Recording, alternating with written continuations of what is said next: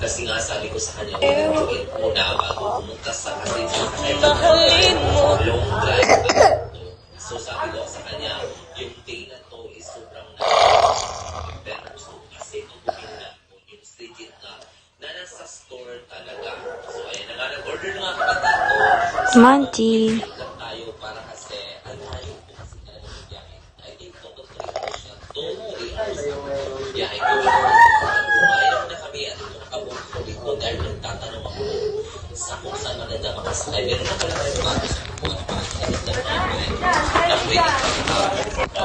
Dito na kami dito sa Islim. Dito yung dito talaga yung kuna namin. Last time dito na sa Power Map.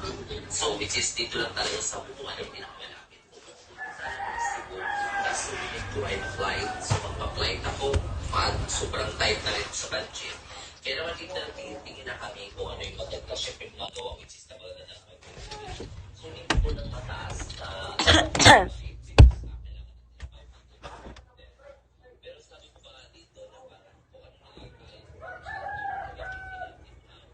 ay pitingin na kami ng unit dito na tayo sa Division 16. Sabi niya, ako pa rin sila tayo na doon kasi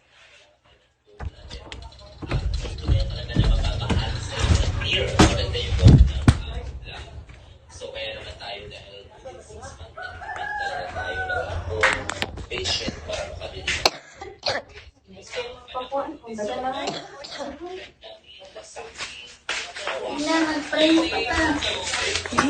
Meron sa likod, oh. Kawali sa siyaw.